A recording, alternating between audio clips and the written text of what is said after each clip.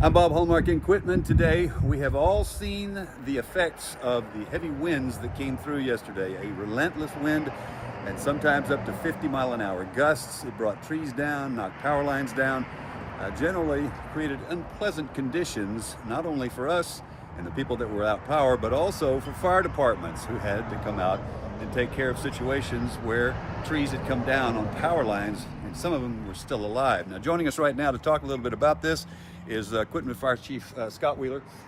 Scott, I guess it was a little bit of a busy day for you yesterday. You had some calls, right? Yeah, we had a total of 4 calls yesterday evening. Okay. Now, some of these were these trees that had come down on power lines? Yes, one of them for sure, and ended up starting a small grass fire. Okay. And that's the danger with power lines too, is because you can't just go out and throw water on it No, when it starts to burn, right? Right. So one of the things that's interesting about what happens here is, particularly with the gusts, I'm guessing you guys were kind of on pins and needles waiting for what was going to happen next, because this wind just didn't seem to stop. No, it did not. It blew hard all afternoon. All right, were you guys on standby while this was going on? We're strictly volunteers, so we're on call for anything, anytime. Now tell me, tactically, how do you approach this when you come to, let's say, a power line that has been downed by a tree limb, and you know that it's still alive? What's going on there? We stand back and watch it until the electric company is able to come and disconnect the power.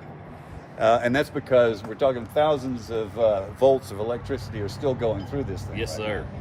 Now, does it actually can it conduct through wood and other materials like that? It can. You can see the tree limbs when they touch the power lines arcing and things like that. So we generally try to stay away. All right, and that's an important thing to remember. So it's once you get eyes on it, you know what's happening. Yes, sir. All right. So if you see that there is an arc going on somewhere, you know that you have a live wire. Yes. All right. And safety obviously is a big concern here, because you don't want your guys.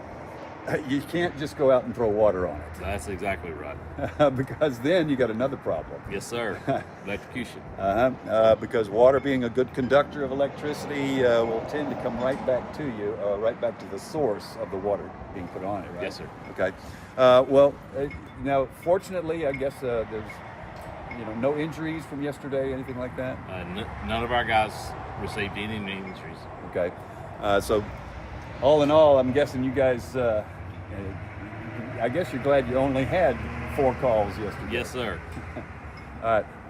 But obviously, this is something we want to educate the public about too, is that, if you see something like this, do not attempt, particularly if you have a line crossing the road, do not attempt to cross the road at that point, right? Exactly. Just stay as far away as possible. All right. And notify, I'm guessing, fire department on this. Most time everyone calls 911, and then they will notify the electric company and the fire department. Gotcha. All right.